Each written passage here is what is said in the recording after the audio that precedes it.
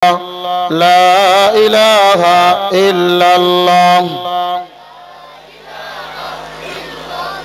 লা ইলাহা ইল্লাল্লাহু মুহাম্মাদুর রাসূলুল্লাহ সাল্লাল্লাহু আলাইহি ওয়াসাল্লাম। আলহামদুলিল্লাহ, নরসিংহপুর দারুল উলুম হযরত ওমর রাদিয়াল্লাহু তাআলা আনহু মাদ্রাসা কর্তৃক আয়োজিত আজকের এই তীর্থবার্ষিক ওয়াজ মাহফিলের সম্মানিত সভাপতি হযরত মুআজ্জাদ মুহতারাম সেরে তাজ উলামা ইকরাম, আল্লাহ যা করে ভালোর জন্যই করে, কথা ঠিক কিনা? সবাই কথা বলবেন, কথা ঠিক কি ঠিক না? আল্লাহ যা করে ভালোর জন্যই করে। মাহফিল হওয়ার কথা ছিল গত রাত্রে, অনেক কষ্ট করে আজকে হুজুরের মাহফিল 26 ইঞ্চি, আমার মাহফিল আজকে গোপালগঞ্জ, হুজুরের মাহফিল আজকে সিলেট।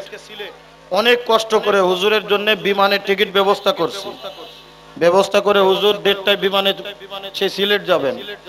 অনেক কষ্ট করে আপনাদেরকে সময় দিতেছেন, অনেক জায়গায় থাকে না আমার খুব কাছের বন্ধু মানুষ, যার কারণে কষ্ট করে হলেও তাকে রাখছি। আপনারা খুশি না বেজার? সবাই বলেন খুশি না বেজার? খুশির আওয়াজ আসতে হবে না জোরে হবে? সবাই বলেন আসতে হবে না জোরে হবে? একবার শুকরিয়া আদায় করেন আলহামদুলিল্লাহ। খুশির আওয়াজ হয় নাই, বিশেষ করে পিছনে যারা আছে তারা হয় নাই। আমি কিন্তু নাম ধরে গুতবা না, আমারে তো সবাই চেনেন আর আমিও সবাই চিনি, কিনা কিনা নাম ধরে কবেন আপনি আপনি কন নাই। এই জন্য সবাই একসাথে একযোগে আমরা আল্লাহ পাকের শুকরিয়া আদায় করব। সবাই বলেন আলহামদুলিল্লাহ। আল্লাহ পাক সবাইকে কবুল করুন, জোরে কোন আমিন। আসলে আল্লাহ পাক রব্বুল আলামিন যে হালাতে রাখে, যে অবস্থায় রাখে, সেই অবস্থায় আল্লাহ পাকের শুকরিয়া আমাদের আদায় করতে হয়, কথা ঠিক কি ঠিক না? মনে করেছিলাম সকালবেলায় হালকা বৃষ্টি ছিল, মনে করলাম রাত্রে রাখি আবার আরেকটা বিপদে না পড়ি। তো আল্লাহ পাক রব্বুল আলামিন অনেকটাই পরিষ্কার পরিচ্ছন্ন করে দিয়েছেন। গতকাল যদি রাত্রে মাহফিল হতো আমার মনে হয় এরকম 10টা মাঠ লাগতো, কথা ঠিক না? মাগরিবের পরে মাঠ ভরে গেছে, তাহলে এরপরে কি অবস্থা হইতো বুঝাই যাইতো। তো ইনশাআল্লাহ হুজুরের সাথে আমি কথা বলেছি এবং হুজুর আপনাদেরকে বলবেন আগামীতে এই হুজুর আবার আসবে ইনশাআল্লাহ। এবং নিয়ম মতো শীতকালে যখন মাহফিলের সময়, ওই সময় ইনশাআল্লাহ 3-4 ঘন্টা হুজুর আলোচনা করবেন। আজকেও হুজুর মন খুলে আপনাদের জন্য আলোচনা করবেন। এই মাদ্রাসার জন্য হুজুরের অনেক প্রাণ, যেহেতু আমি মাদ্রাসার নিজেই আল্লাহ পাকের রহমতে প্রতিষ্ঠা করে রেখে গেছি, তো হুজুরেরও টান আছে। আমরা সবাই জোড়ে মিলে বসবো, এখনো যারা রাস্তাঘাটে আছি, দোকানপাটে আছি, কোরআনের মহব্বতে আমরা চলে আসব। কোরআন আল্লাহ পাক রব্বুল আলামিন আমাদের জন্য পাঠিয়েছেন, কথা ঠিক কি ঠিক না? কোরআন কত বড় দামি জানেন? কোরআনের মজলিসে যারা আসে কোরআনের মহব্বতে তারাও দামি হয়ে যায়, কথা ঠিক কি ঠিক না? আল্লাহ পাক রব্বুল আলামিন কোরআন যে মাসে নাজিল করেছেন, 12টা মাসের মধ্যে আল্লাহ পাক রব্বুল আলামিন রমজান মাসকে বড় দামি মাস করে ঘোষণা করেছেন। তার কারণ কি বাজান? আল্লাহ পাক রব্বুল আলামিন বলেন শাহরু রমাযান আল্লাযী উনজিলা ফীহিল কুরআন। বলে জগৎবাসী, আমি রমজান মাসকে এত বড় দামি করেছি কেন? কারণ এই রমজান মাসে আমি আল্লাহ পাক রব্বুল আলামিন কোরআন নাজিল করেছি। কোরআনের বরকতে আল্লাহ পাক রব্বুল আলামিন 12টা মাসের মধ্যে রমজান মাসকে দামি করে দিয়েছেন। এ বান্দা, যে রাত্রে আল্লাহ পাক রব্বুল আলামিন কোরআন নাজিল করেছেন, ইন্না আনজালনাহু ফি লাইলাতিল কদর ওয়া মা আদরাকা মা লাইলাতুল কদর লাইলাতুল কদরি খায়রুম মিন আলফি শাহর। আল্লাহ পাক রব্বুল আলামিন বলেন নিশ্চয় আমি আল্লাহ পাক রব্বুল আলামিন রমজানুল মুবারকের ভিতরে একটা বরকতময় রাত আছে, যেই রাত্রিটার নাম হলো লাইলাতুল কদর। এই লাইলাতুল কদরে আমি আল্লাহ পাক রব্বুল আলামিন কোরআনুল কারীম নাজিল করেছি। কোরআনের বরকতে, কোরআনের রহমতে, কোরআনের মায়ায় আল্লাহ পাক রব্বুল আলামিন এই লাইলাতুল কদরকে দামি করে দিয়েছেন। আল্লাহ পাক রব্বুল আলামিন বলেন বান্দারে, লাইলাতুল কদর কত বড় দামি রাত তোমরা জানোনি? লাইলাতুল কদরি খায়রুম মিন আলফি শাহর। বলে লাইলাতুল কদর 1000 মাসের থেকে অতি উত্তম। এই লাইলাতুল কদর দামি হওয়ার কারণ কি? আল্লাহ পাক রব্বুল আলামিন বলেন অন্য কোনো কারণ নাই, একটাই কারণ, একটাই কারণ।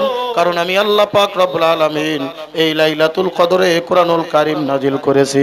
কোরআনের বরকতে, কোরআনের রহমতে আল্লাহ পাক রব্বুল আলামিন মাসের দাম বাড়িয়ে দিয়েছেন। কোরআনের রহমতে, কোরআনের বরকতে আল্লাহ পাক রব্বুল আলামিন দিনের মান বাড়িয়ে দিয়েছেন, রাত্রের মান বাড়িয়ে দিয়েছেন। আল্লাহ পাক রব্বুল আলামিন যেই মানুষটার উপরে কোরআনুল কারীম নাজিল করেছেন, এ দুনিয়ার মানুষ বলেন তো এই লোকটা দামি না আদামি? সবাই বলেন দামি না আদামি? আল্লাহ পাক রব্বুল আলামিন এই পৃথিবীর ভিতরে যত মাখলুকাত সৃষ্টি করেছেন, যত মানুষ সৃষ্টি করেছেন, যত নবী রাসূল সৃষ্টি করেছেন, সাইয়্যিদুন নবিয়্যিন, সাইয়্যিদুল মুরসালিন, ইমামুন নবিয়্যিন, ইমামুল মুরসালিন, সরওয়ারে কায়নাত দো জাহানের বাদশা জনাবে মুহাম্মদুর রাসূলুল্লাহ সাল্লাল্লাহু আলাইহি ওয়াসাল্লামকে আল্লাহ পাক রব্বুল আলামিন সমস্ত মাখলুকাতের থেকে দামি করেছেন। কথা বলেন ঠিক কি ঠিক না? এ দুনিয়ার মানুষ কেন তাকে দামি করেছেন? কারণ আল্লাহ পাক রব্বুল আলামিন এই মানুষের উপরে আল্লাহ পাক রব্বুল আলামিন কোরআনুল কারীম নাজিল করেছেন। কোরআনের রহমতে, কোরআনের বরকতে আল্লাহ পাক রব্বুল আলামিন এই মানুষটাকে দামি মানুষ হিসেবে ঘোষণা করেছেন। এই যে এই মানুষের ভিতরে কোরআন থাকবে, বলেন তো এই লোকগুলো দামি না আদামি? সবাই বলেন দামি না আদামি? আল্লাহ রাসূল সরওয়ারে কায়নাত দো জাহানের বাদশা জনাবে মুহাম্মদুর রাসূলুল্লাহ সাল্লাল্লাহু আলাইহি ওয়াসাল্লাম বলেন, খায়রুকুম মান তাআল্লামাল কুরআন ওয়া আল্লামা।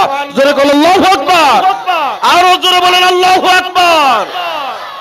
আল্লাহ রাসূল বলেন দুনিয়ার মধ্যে লক্ষ কোটি মানুষ আছে। কথা বলেন ঠিক কি ঠিক না? কোটি কোটি মানুষ আল্লাহ পাক রব্বুল আলামিন এই দুনিয়ার মধ্যে সৃষ্টি করেছেন। সমস্ত মানুষ কিন্তু দামি না, সমস্ত মানুষ কিন্তু আল্লাহর কাছে প্রিয়ভাজন ব্যক্তি না, বরং আল্লাহ পাক রব্বুল আলামিনের কাছে এই দুনিয়ার মধ্যে ওই লোকটাই দামি যেই লোকের ভিতরে কোরআন আছে, যে কোরআন পড়ে এবং কোরআন শিক্ষা দেয়। জোরে জোরে কোন সুবহানাল্লাহ। বাজান রে আমার, কোরআনের কারণে আল্লাহ পাক রব্বুল আলামিন সবকিছুর দাম বাড়িয়ে দেন। কথা বলেন ঠিক কি ঠিক না? এ বাজান, আপনি কাপড় কিনেছেন জামা বানানোর জন্য,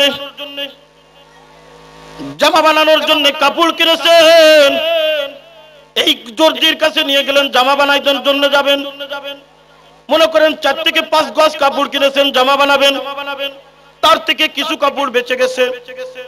কিছু কাপড় বাঁচার পরে আপনি দর্জিকে জিজ্ঞাসা করেছেন, দর্জি আমি যেই কাপড় কিনে আনলাম এই কাপড়টা তো কিছু কাপড় বেঁচে আছে, বলেন তো এই কাপড় দিয়ে কোরআন শরীফের একটা গিলাফ হবে নাকি? দর্জি বলে হবে হবে।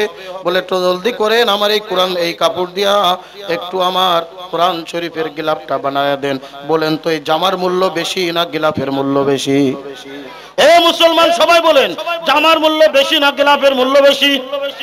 একই থানের কাপড়, একই টাকার কাপড়, একই জিনিস, একই গার্মেন্টস থেকে বানানো হয়েছে, এই জামার মূল্য থেকে গিলাফের মূল্য বাড়লো কেন? সবাই বলেন বাড়লো কেন? কোরআনের কারণে। কোরআন এখনো রাখে নাই, এই গিলাফের ভিতরে কোরআন ভরে নাই।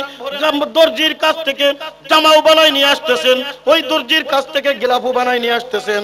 বলেন তো আপনার হাত থেকে জামা পড়ে গেছে, ওই জামা উঠায় কি আপনি চুমু খাবেননি? কথা বলেন চুমু খাবেন।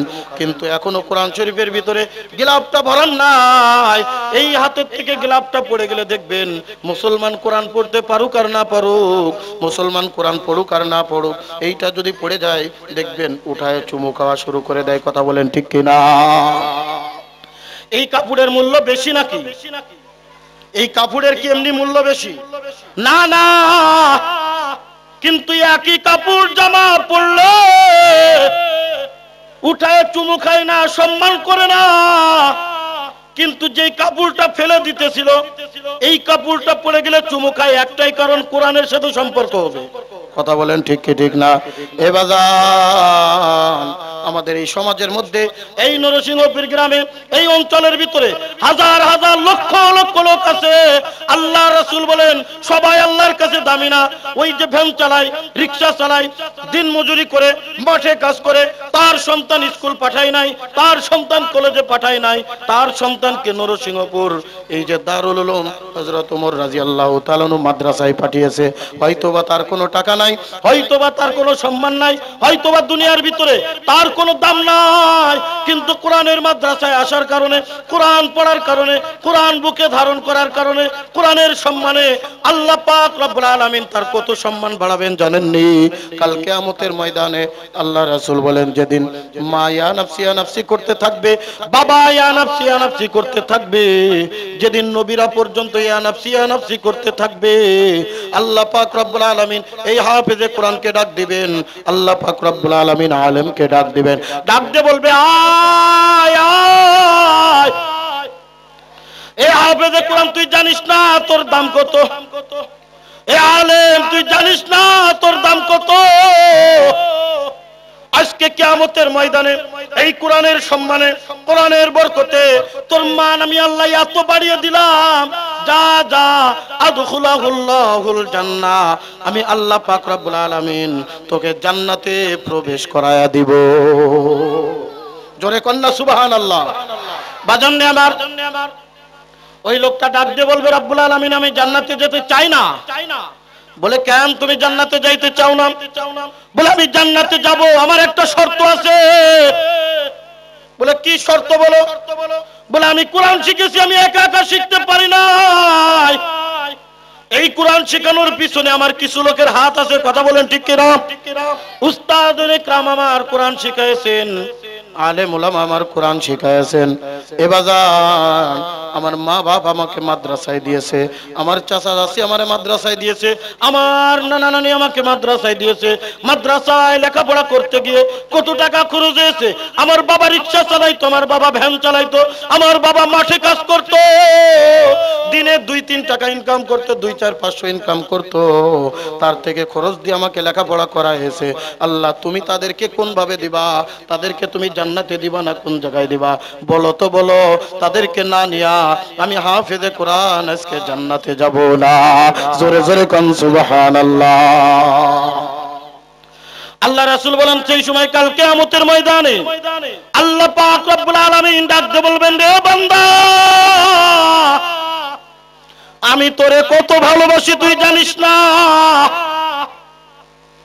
যেদিন মানুষ তোরে বেশি ভালোবাসতো না, কোরআন মহব্বত করতো না, ভালোবাসতো না, স্কুল কলেজে পড়ানোর জন্য মানুষ পাগল হয়েছিল, ওই সময় তুই মাদ্রাসায় পড়ে হাফেজে কোরআন হয়েছিস, ওই সময় তো আলেম হয়েছিস। এ বান্দা, আয় আয় আমার কাছে আয়। আজকে কিয়ামতের ময়দানে কর, ওয়াশাফাহু ফি আশরাতিন মিন আহলি বাইতিহি কুল্লুহুম কদ ওয়াজাবাত লাহুন নার। জোরে কোন সুবহানাল্লাহ। এ বান্দা, পুরা কিয়ামতের ময়দানে খুঁজতে থাক, এমন 10 জন ব্যক্তি আমার সামনে নিয়ে হাজির কর। জোরে কোন সুবহানাল্লাহ। এমন 10 জন বান্দারে নিয়ে আমার সামনে হাজির কর। জোরে কোন নারায়ে তাকবীর। হয় নাই নারায়ে তাকবীর। প্রধান অতিথির আগমন, প্রধান অতিথির আগমন। নরসিংহপুরবাসীর পক্ষ থেকে লাল গোলাপ শুভেচ্ছা। নরসিংহপুরবাসীর পক্ষ থেকে চেয়ার নাই, একটা চেয়ার দাও। নারায়ে তাকবীর, নারায়ে তাকবীর। আল্লাহ আমাদের সবাইকে কবুল করুক। জোরে কোন আমিন। আর জোরে বলেন আমিন। বাপজান রে আমার, কাল কিয়ামতের ময়দানে আল্লাহ পাক রব্বুল আলামিন ডাক দিয়ে বলবে, বান্দারে যা, পুরা কিয়ামতের ময়দানে খুঁজতে থাক। এই কিয়ামতের ময়দানে তোর বাবা কোথায় আছে, তোর মা কোথায় আছে, তোর ভাই কোথায় আছে, তোর বন্ধু কোথায় আছে, তোর আত্মীয় স্বজন কোথায় আছে, তোর ভাই বিরাদার কোথায় আছে, যা যা আমার কাছে নিয়ে আয়, আমার কাছে নিয়ে আয়। এমন 10 জন ব্যক্তি আমার কাছে নিয়ে আয়, আমি আল্লাহ পাক রব্বুল আলামিন তোর সুপারিশ কবুল করে নিব। আমি আল্লাহ পাক রব্বুল আলামিন তোর সুপারিশের বদৌলতে তাদেরকেও আমি জান্নাতের ফয়সালা করে দিব। জোরে জোরে কোন সুবহানাল্লাহ। সামনের দিকে আগায় বসেন, সবাই সামনের দিকে আগায় বসেন আর জিকির করেন, লা ইলাহা ইল্লাল্লাহ, লা ইলাহা ইল্লাল্লাহ, লা ইলাহা ইল্লাল্লাহ, লা ইলাহা ইলাহা ইল্লাল্লাহ লা ইলাহা ইল্লাল্লাহ। সবাই একটু সামনের দিকে আগা বসেন, যারা দাঁড়িয়ে আছেন সবাই ভিতরে বসে পড়েন। মজলিসের আদব রক্ষা করার জন্য দাঁড়ানো যারা আছে সকলেই ভিতরে বসে পড়েন ইনশাআল্লাহ, সকলে ভিতরে বসে পড়েন। লা ইলাহা ইল্লাল্লাহ লা ইলাহা ইল্লাল্লাহু মুহাম্মাদুর রাসূলুল্লাহ সাল্লাল্লাহু আলাইহি ওয়াসাল্লাম। তাহলে যেদিন আমার কেউ কাজে আসবে না, যেদিন সকলে ইয়া নফসি ইয়া নফসি করতে থাকবে, এই হাফেজে কোরআন, এই আলেম, এই কোরআনের হাফেজ, এই মাদ্রাসার তালেবে ইলম যারা কোরআন শিখেছে এবং কোরআন শিক্ষা দিয়েছে, আল্লাহ রাসূল বলেন কিয়ামতের ময়দানে আল্লাহ পাক রব্বুল আলামিন তাদেরকে সুপারিশ করে করে জান্নাতের ভিতরে প্রবেশ করিয়ে দিবেন। জোরে জোরে কোন সুবহানাল্লাহ। আজকে কত বড় ভাগ্যবান তারা যারা কোরআন শিখে এবং শিক্ষা দেয়। কথা বলেন ঠিক কি ঠিক না? বন্ধুগণ, আজকে যে মাদ্রাসার উদ্যোগে মাহফিল, দুইজন হাফেজকে কোরআনের পাগড়ি দিবে, কোরআন হেফজ করার কারণে সম্মানের পাগড়ি বসাবে। জোরে জোরে কোন আলহামদুলিল্লাহ, আরো জোরে বলেন আলহামদুলিল্লাহ। এরকম এই মাদ্রাসার প্রতি যদি আমরা সকলে খেয়াল রাখি, হাফেজ বাইর হবে, আলেম বাইর হবে, কিয়ামত পর্যন্ত মাদ্রাসা থাকবে, কিয়ামত পর্যন্ত আলেম হবে, কিয়ামত পর্যন্ত আমাদের এখান থেকে দ্বীনি মারকাজ থেকে কোরআনের হাফেজ বাইর হবে, তার একটা সওয়াবের অংশ আমার আপনার আমলনামায় পৌঁছে যাবে। জোরে কোন কথা ঠিক কি ঠিক না? এই জন্য আমরা সকলেই এই মাদ্রাসার প্রতি সুদৃষ্টি রেখে সকলেই এমন ভাবে মাদ্রাসার প্রতি আমরা দৃষ্টি রাখবো, সুবিধা অসুবিধা কখন কি প্রয়োজন, বুদ্ধি শুদ্ধি যা লাগে সব কিছু আমরা দিব তো ইনশাআল্লাহ।